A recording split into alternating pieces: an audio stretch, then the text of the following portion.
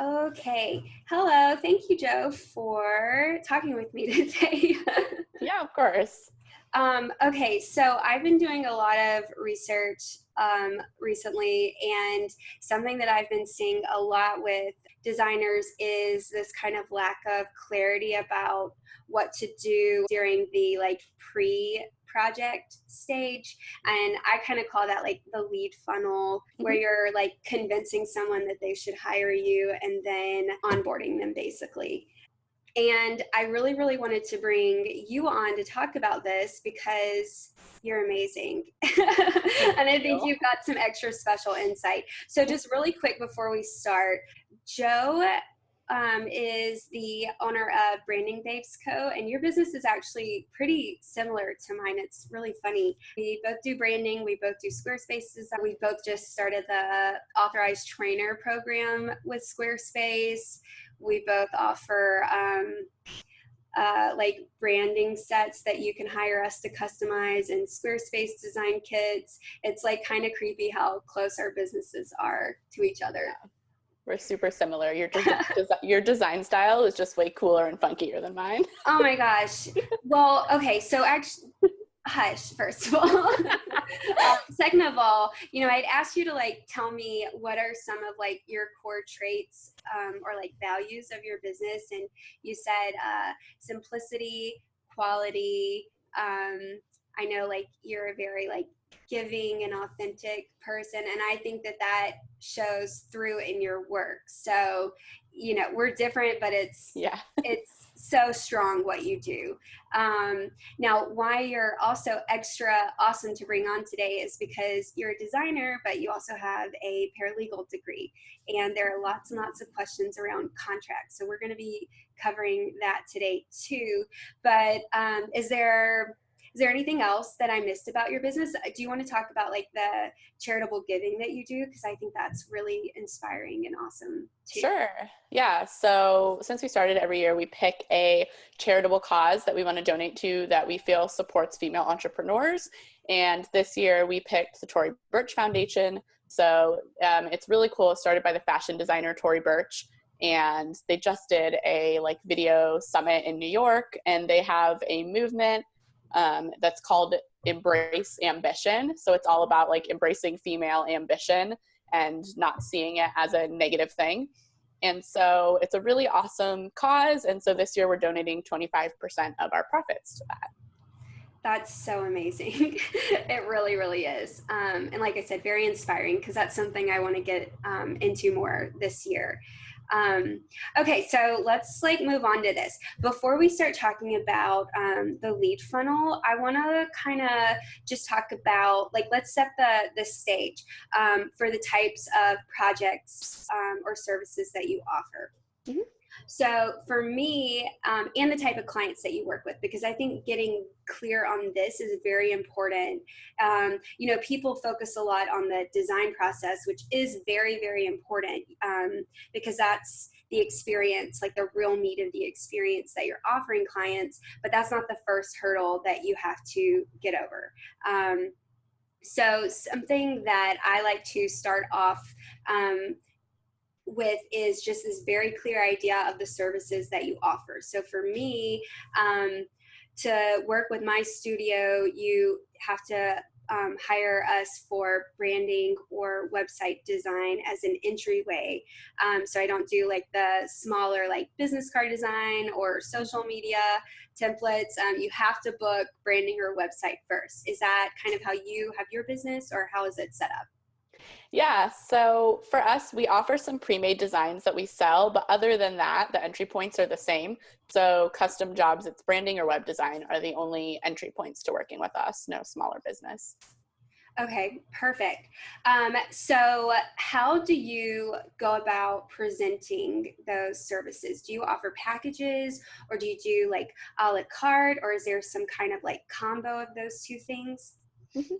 So all of our custom projects are custom quoted. So we offer a free consultation. And then at the end of the consultation, we send a proposal. And usually we offer, it's sort of a package, but we don't have standard packages. We do have a la carte pricing for all the items. And then what we do is we just create a custom package based on the consultation and we send that over. We only send one option over. We used to send multiple, but we found it just confuses people, or they're obviously always going to pick the cheaper option. So we found that it was better just to offer one solution that we know is going to be really straightforward. And then if they do have questions about the budget, or if they want to add services, take away services, then we can alter it. So you present just your, like, this is what I think you need. Yeah. And then from there, it's just kind of this open conversation. You don't present multiple things. Exactly. We make it really clear about that we are the experts, and that based on the conversation we've had in the consultation, we think that this is going to be a really good fit for their project. I'll pull up, actually, if that's all right with you. Yeah, of course. Proposal. So here's one of we have a really detailed proposal. So we have like a cover page, and we even have a table of contents, because usually they're a little bit longer than this one. This one was just web design, so it was really straightforward. Usually if we split up web design and branding, we'll include a breakdown of each on like the next pages after. So we put the estimated start date, we put the time frame, we put the investment, and we put the services. Mm-hmm. And this is just a big overview of what we think is going to be fitting for them.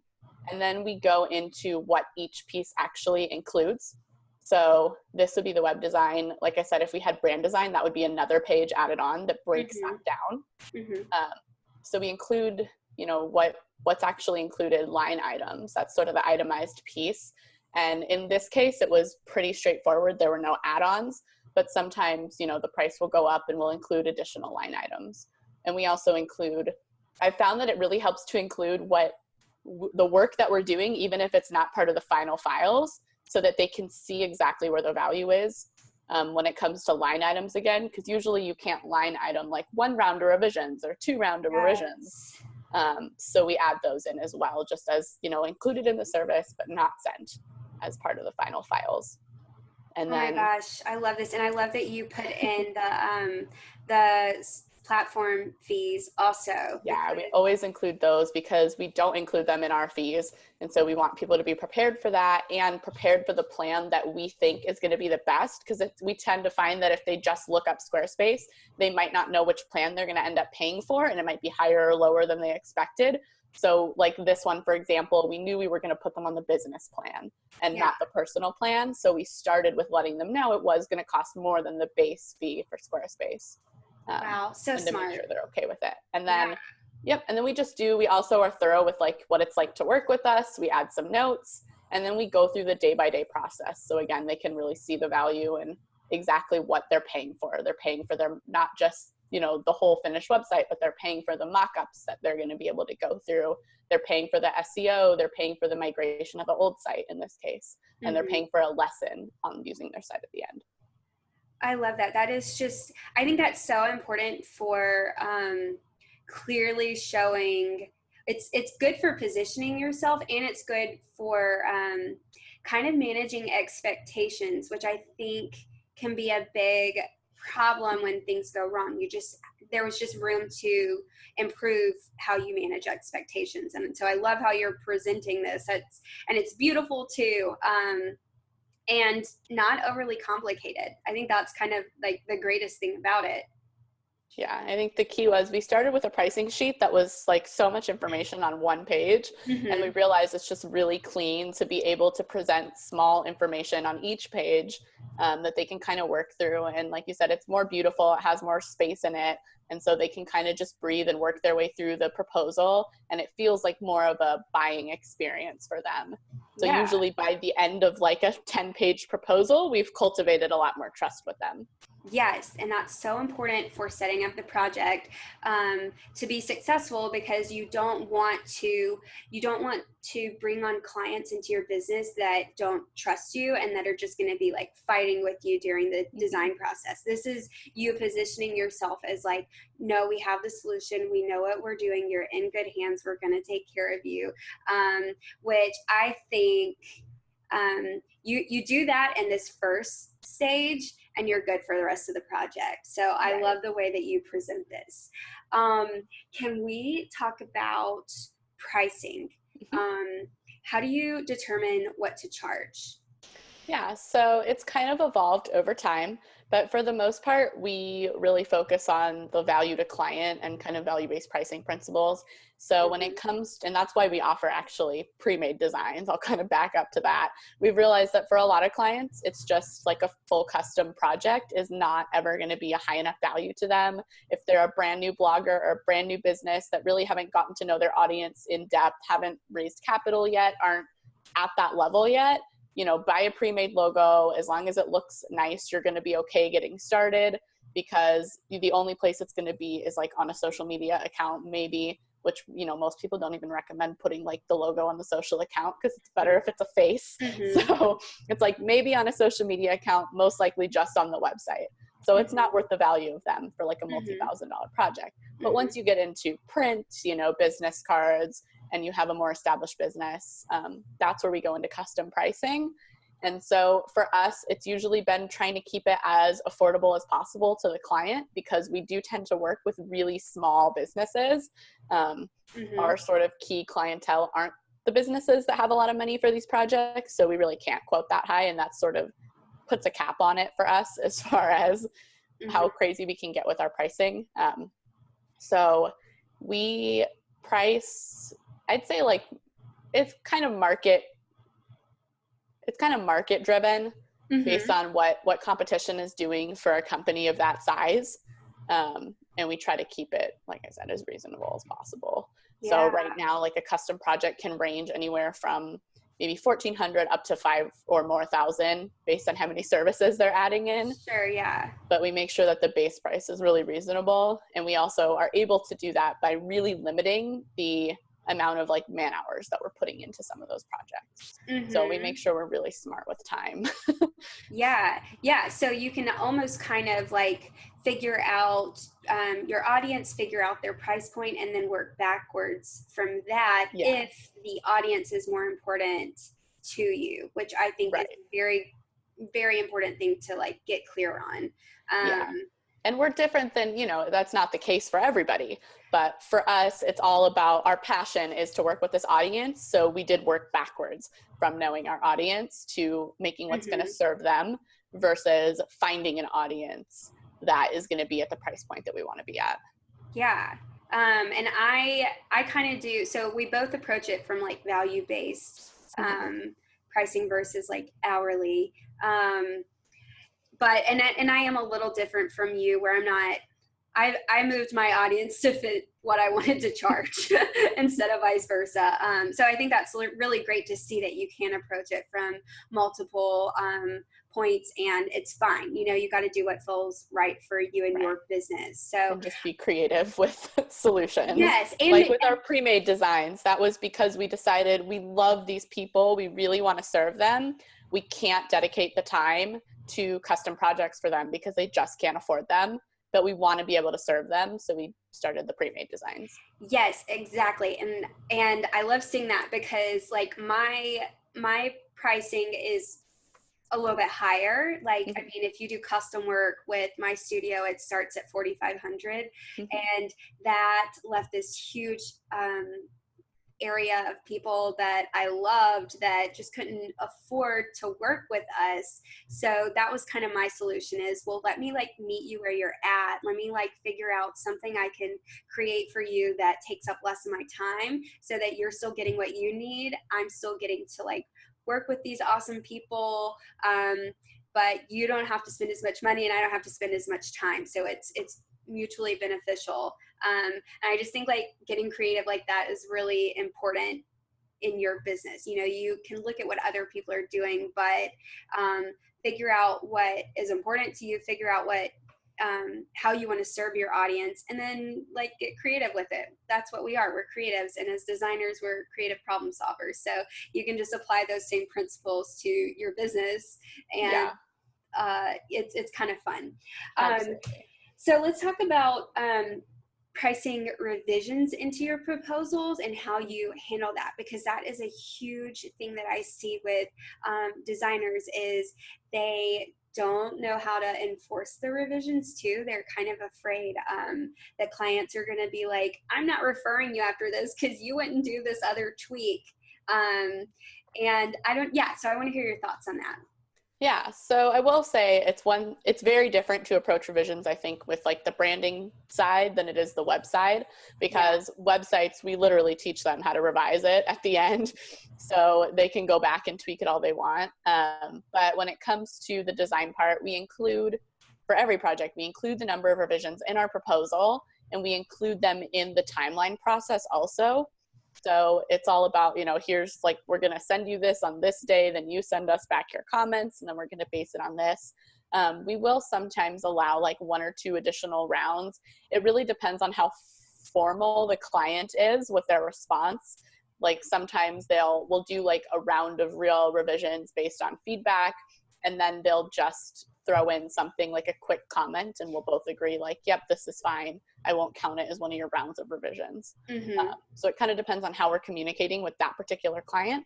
But usually we build in the number of rounds. We only do those number of rounds. And then if they need more changes, we either charge them by the hour, or if it's more than 50% of the initial time it took to create the design, then we do have the option to basically start over and charge the full cost again of that portion of the project. How do you approach like talking to a client like, hey, I'm about to have to like add money to like a charge to your invoice? How do you approach that so that like everybody still loves each other at the end? Yeah, so usually we really do a lot of check-ins on the way so that hopefully we're never backtracking a ton. So we've actually never had to enforce that 50%. But as far as the hourly changes go, a lot of times it's like, well, I know we got this far. I hear that you really want to take this maybe a new direction, and that's totally okay with us. But just so you know, since we did get this far and we got your approval all the way up until this point or whatever, we're going to have to add X many hours of work, we think, or this much money to be able to make these changes that you want. So, and usually they're okay with it at that point because they know that like I said, basically they're going back on something at that point if they want changes, because they've agreed up to every point. And then we're saying, yep, we get it. And the other thing is we're on short timelines. So pretty much every time somebody asks for a revision that's additional to what we provide, it's going to elongate the timeline. Yes. So they usually also understand it from the perspective that they're taking up more of our time than they meant to. And that's a really easy way for us to sort of shift, I guess, the focus of like why it costs more away from just the work of doing the revisions, but also that they're literally adding days to the schedule that weren't initially planned. So I think communication, like that's like just the biggest thing is you can't be afraid to talk to your clients, and you have to do it up front so that it's not just all of a sudden, hey, like you need to pay me more money if you want me to do this. Because if somebody did that to you, you'd be like, whoa, where was the warning?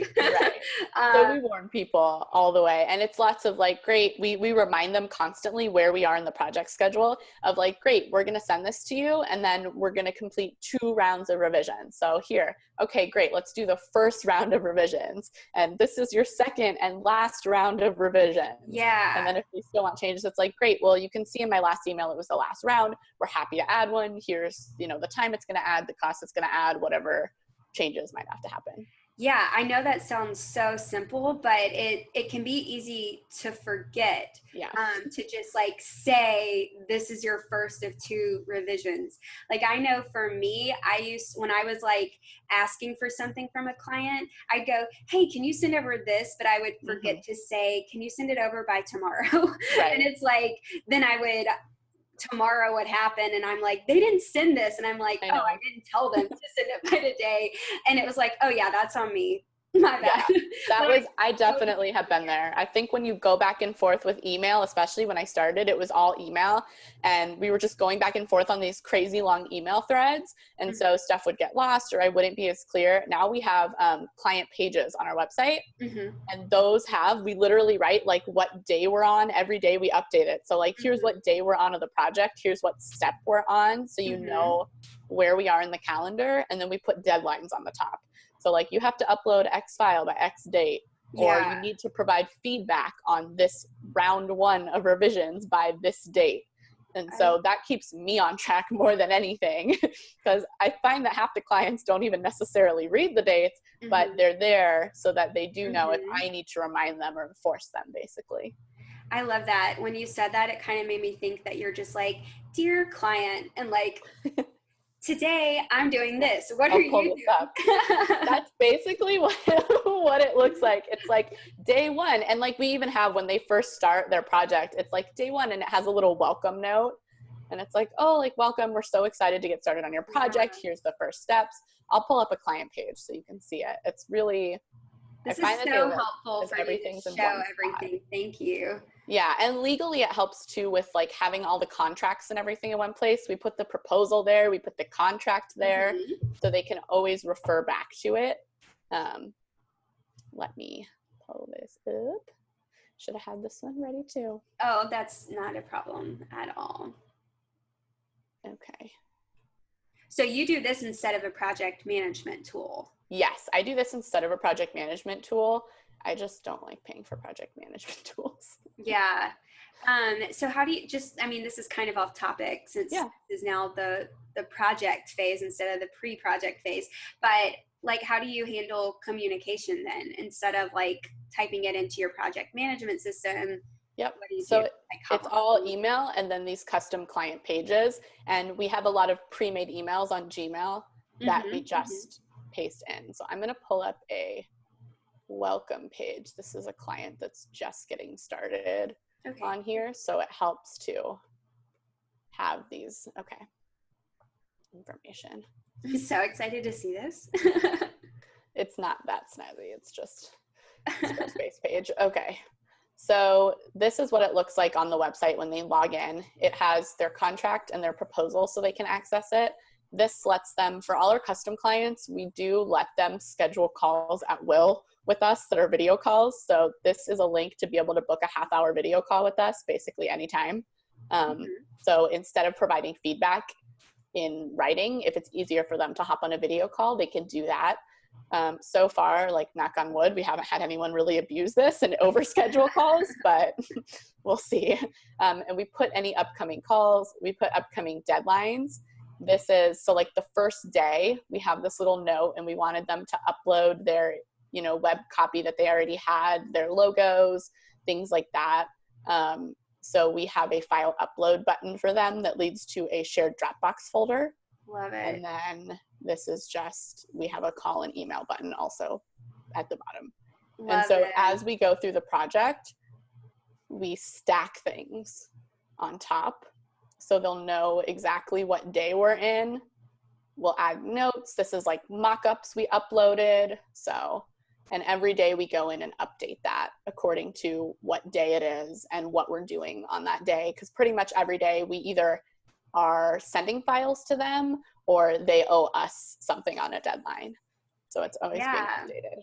Wow. Thank you for sharing that. That is really, really helpful. I've kind of seen other designers do that. Yeah.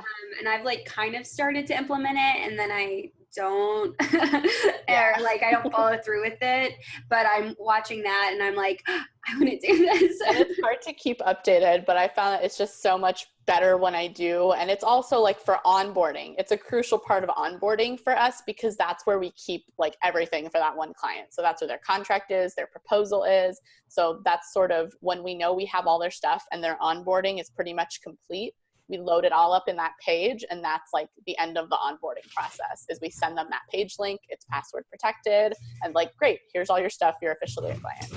So let's go back to something that I thought about when you were showing us your proposal, which is how do you approach getting all the information you need up front so that you can deliver an accurate proposal? Because that is another like huge issue I've seen is designers are like, we start the project and then like 20 little things popped up and it cost me more time, but I don't know how to charge the client. And so it just kind of causes this headache to not get all the information you need up front. So how do you approach that? Yeah, so for us, when we do our consultation, we do a video call.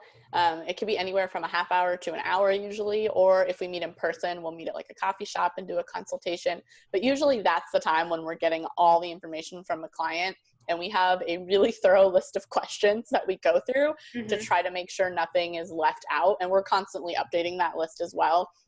If stuff does come up with other clients, but for the most part, that's been successful in getting everything covered, especially because if we send the proposal to them, that's usually when additional items are going to come up when they Mm-hmm. read it through and are like, well, what about this? What about this?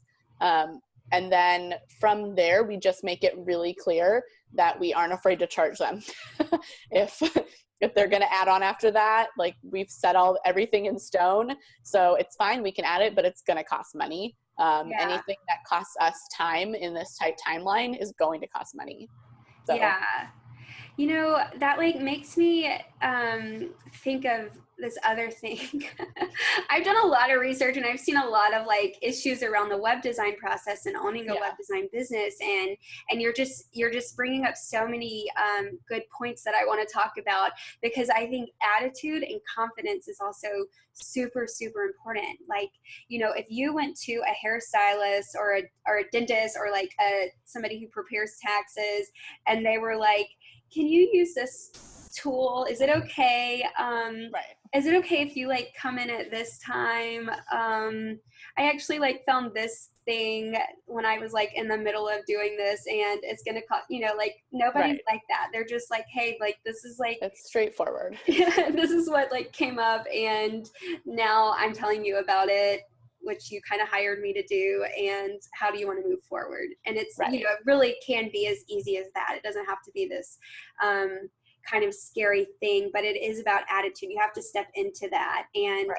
know that like you are there to offer a solution. And so I just love hearing you talk about everything, because it seems easy, and you know, like either you have that or you don't, but it's a decision you can make to step into. Right. I know I had to do that for my business. Same here.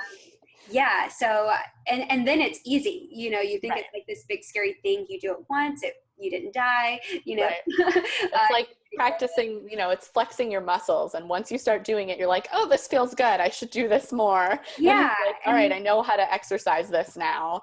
And so it makes sense. I like the accountant analogy, by the way, because I think it's like going to an accountant. Like, would you show up to your accountant's office when they're supposed to do your taxes without any of your financial records or information?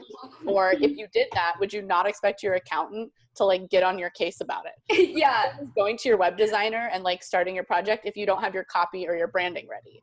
Like, why on earth would you expect that that's okay? Or if not, like, prepare to be a little berated for it because you're clearly unprepared.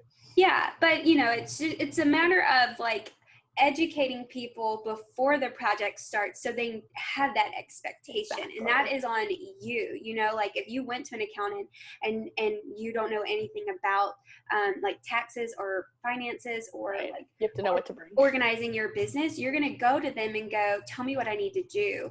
And Yep. that's what your clients are doing for you as a designer. They need you to tell them what's going on, and that is this, even down to like the smallest, most minute things. And so it's like being thorough, being communicative, and managing those expectations will Yeah, save you definitely. so many headaches later. Yeah. Okay, so how do you tie your proposals into your contracts? Like, let's talk about, you had like your meeting, you sent a proposal, they're like, this is awesome, I want to book you. Let's talk about what happens after that. Yeah, so the first thing after that would be a signed contract. So we send a contract for them to e-sign, and the contract, we actually attach the proposal to the contract when we send it online, even though they already have the proposal. And the first thing the contract does, and I can pull one up, is reference the proposal. So we're basically saying, yep, this contract relates directly to this proposal. The proposal is only good for 2 months, and it says it right on the top of and it also has the dates on the bottom of the proposal. Okay. And so it goes right into and we can change it. And then this just goes into all of our fees, changes, kind of all the standard stuff as well, confidentiality. And so we send that. And when they sign it, you know, they're not only agreeing to everything that we've set in the proposal, but they're also agreeing to all of our standard, you know, terms. So we make it really clear that if they want any changes, we're going to need to update the proposal first. And then once we have a written proposal that we can all agree on, then we're going to sign the contract. And that basically is sealing the proposal, saying this is what we've agreed on for now. And if we need to make changes, we go back to the proposal. Or if we need to do, you know, more than the more than 50% rule basically allows us to go back and write a new proposal. Okay. If they need more than 50% of the work we've already done, redone. So if they need less than that, where it's just, okay, now we're charging hourly. Yeah. How do you handle that? Like the proposal's already accepted, the contract's already signed. You need to add like a line item to your invoice or, you know, like accommodate for an extra charge basically. Yep. So for those, we just have something that's just hourly cost. And that's usually either built into the proposal or the contract. It depends on the client sometimes what that rate is or what that rule is. But basically it's here's the hourly rate. If it's the less than 50%, if it's additional changes, we reserve the right to charge you X amount per hour. It also gets more complicated as we get into other projects because we do have photography included, which is, I thought web designers had it really bad with enforcing contracts. Photographers have it way worse. And so we had to start adding fees also for like showing up late to photo shoots or things like that. Or if people want to reshoot, even though the images are good. So, yeah. People are crazy. Okay, so I think it would be really helpful if you don't mind sharing like your top like 3 to 5 things that you think people should know about their project contracts. Yeah, absolutely. Okay. So let me pull up. So first thing would be like fees and charges to make sure that the contract has the information that, you know, you can charge like late fees or service fees if people aren't paying on time, or additional fees if there's more work. And the other thing for that is to make sure that depends on where you get your contract. Like make sure you have your contract checked by an actual lawyer or written by a lawyer. Or yes, disclaimer. Somehow approved by a lawyer, yeah. And this does not count as legal advice also. But make sure it's checked by a lawyer because different states and different municipalities do have rules about how much of a late charge or service fees you can add. So while it's great to deter clients by having them rack up these crazy service fees and late fees, it's actually super illegal in some places. So like a clause that we have in ours, because we know those rules is, you know, a monthly service charge of 1.5% or the greatest amount allowed by state law is payable on all overdue balances. So any lawyer is going to make sure that your contract is legal in that way. But if it's a DIY, make sure you reference other state law or something. So you're not. And you can find that information online. You can just like, Google late fee with your state or something legal. I don't know. Yeah. And making sure that obviously your contract is pertaining to your state. Yes. So make sure somewhere in there it references like if there is like the governing law basically. So I'll add that to my second thing on the list. Make sure you're clear about what the governing law is. So for example, even though we do a lot of our business in Minnesota, the governing law that we use is in California because that's where our business is legally formed. So we're saying, you know, if you disagree with anything on this contract, it's being enforced under the state law of California. So another super important thing. And that is where you like your business structure, like you filed it with, right? Yeah. Like mine, I'm from Mississippi. I started my business when I lived in Mississippi, but I didn't like LLC it until I moved to Minnesota. So mine is, you know, Minnesota governs it. Right. Exactly. Okay. Yep. Next thing, I'd say like there are probably 2 more things that I think are really important, at least from the projects that we do. One of them is the accreditation promotion section that we have. So making sure that we retain the right to promote client work on our website, to share whatever we want, basically from the work that we've done for the client. And that's something that you do need to get permission in writing for usually if you're turning over all of the design files to them. So making sure that we retain the right to share all of that and use them as advertising. Mm-hmm. So that's super important. And then also okay. And then the last one would be the intellectual property. And this is, again, Yes. something that's super confusing because Yes. there are different rules in different states, and with legal, like what type of files you're turning over, if you're giving them all the rights to all of your final files or not. And if you do that, there are certain ways you have to do that. For example, usually if you're handing it over all the copyrights and trademarks of the final works, in some contracts, you'll have to have them sign a separate piece of paper for that that says you're giving them all of those rights. So like the copyright transfer. Yep. So the copyright transfer usually has to be in a separate document. So it's really important to know that, basically, to have all your copyright stuff in line, especially when you start working with larger companies. Usually if you're working with someone small, it's not a big deal, but really important. The larger the company, the more you want that to make sense, because they're probably going to go trademark it first thing after you do their logo. So you want to make sure that that's all in order and that they actually do legally own the right to it. And so you would just need to figure out, like, for your state, how you should transfer copyright. Yeah, and so the contract itself kind of pertains to the state, but usually the trademark copyright is federal. And so it just depends on, so like I said, have a lawyer go through your contract and make sure it's right. And make sure that you're legally assigning all of that to them if you want to give it to them. And then the reverse, if you don't want to give them those rights, make sure you state that you are retaining the rights for the work. Because there's like limited use, exclusive. I mean, there's like all kinds of things. And AIGA has like great templates for these, or like you can just look through them and see how they approach. They have like all these Schedule A's is what they're called, and it's like, how do you want to assign these rights? So I can leave a link for that. Yeah, and those are really good. We got our first contracts, I think, from there, and then I just modified them. So it's a really good way to pick which rights you want to give over, and then I would just add a signature page to those schedules to make sure that it counts, or like an initial. But yeah, definitely make sure that you know how you want to assign your rights. So like in our example, we don't license out our work. We actually transfer all of the rights to the person that bought it. But then you also retain rights. We retain the right to promote it. Yep. So, right on. So it definitely make sure that you know what you want to do with your work. Okay, so this is, wait, did you finish up? Your big points? Okay, I just wanted to make sure. So I have one more question, and this one is like kind of something that I'm personally curious in. Do you do a lot of ongoing work for your clients? Some, yeah.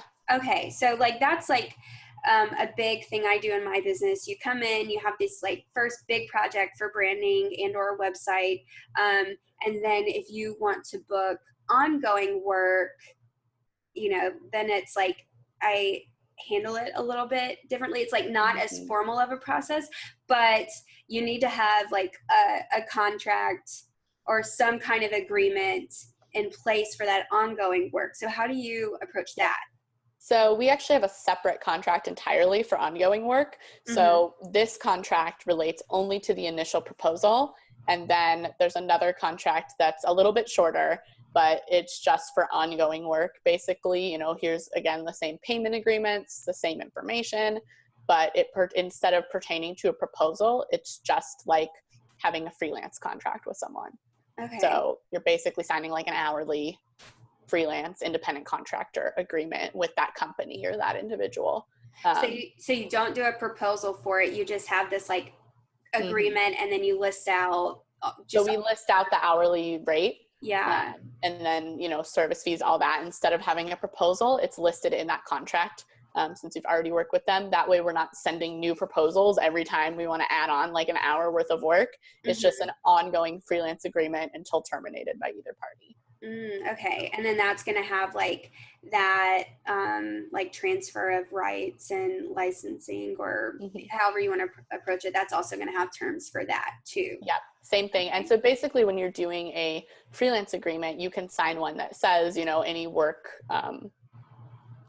work files or whatever are owned by the company and not you as a designer. So it's sort of the same as if you were, it's literally the same contract you would use if you were hiring a like independent contractor for your business. Uh-huh. And a lot of times when we work with larger companies, they'll already have one that they give to us, or we just provide it for smaller companies. Say, great, here's an independent contractor contract, and we'll just fill this out and sign it so that we're clear for all the future work. Yeah, so all future work. So like you do it now, and then a year later, if they're like, hey, we want this thing now, that contract covers it.